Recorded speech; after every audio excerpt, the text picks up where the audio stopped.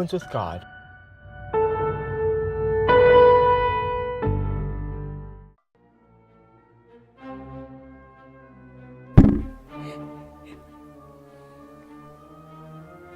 No sharp or hasty words. 1 Peter 2 verse 1 and 2 says, "Wherefore, laying aside all malice and all guile, and hypocrisies and envies and all evil speakings, as newborn babes, desire the sincere milk of the word, that ye may grow thereby." We should study this instruction. It is our privilege to grow unto the measure of the stature of the fullness of Christ. We are not to be thoughtless or careless in speech, hurting one another by unkind words. Every human agency connected with the Lord's work needs to appreciate the work in which He is acting a part. The work in God's institutions is to be carried out without friction, without hasty speech, without dictatorial words. The workers are to be pure, clean, and holy in thought, in word, in act. They are to be Christ's witnesses, testifying that they are born again. There is to be no sharp speaking, no fretful scolding, for angels of God are walking up and down in every room. Christ loves to commend every faithful worker, and He will do it. Every good act is registered in the book. Little mistakes may be made, but words of censure arouse feelings of retaliation, and God is dishonored.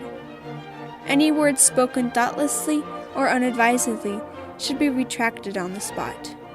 We are to remember that as Christians professing to work in unity, we must not act like sinners, whose sinful words and works, unless repented of, will condemn them.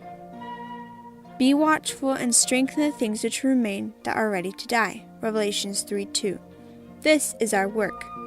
There are many ready to die spiritually, and the Lord calls upon us to strengthen them. God's people are to be firm to duty. They are to be bound together by the bonds of Christian fellowship, and are to be strengthened in the faith by speaking often to one another about the precious truths entrusted to them. This reading was taken from the book In Heavenly Places.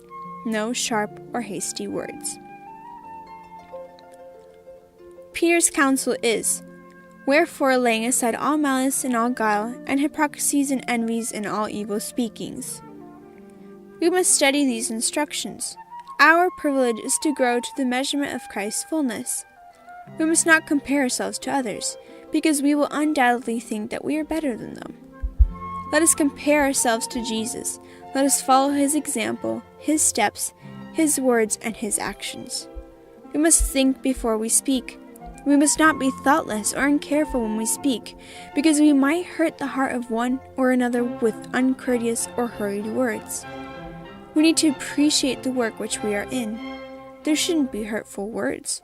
There shouldn't be irritating reprimands, because then the angels of the Lord will leave us. Every word spoken reflexively or imprudently must leave our actions. We must have the capability of saying sorry and asking for forgiveness for the rash words that we've spoken. Sometimes we do it hurriedly, but it costs us so much effort to offer an apology to him whom we've offended. Remember, Revelations 3:2 says, "Be watchful." Let us watch our words and actions and behavior.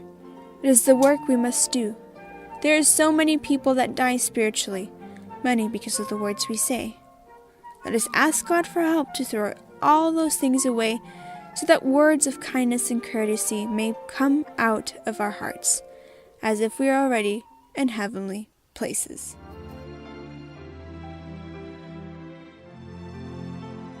Visit www.biblewell.com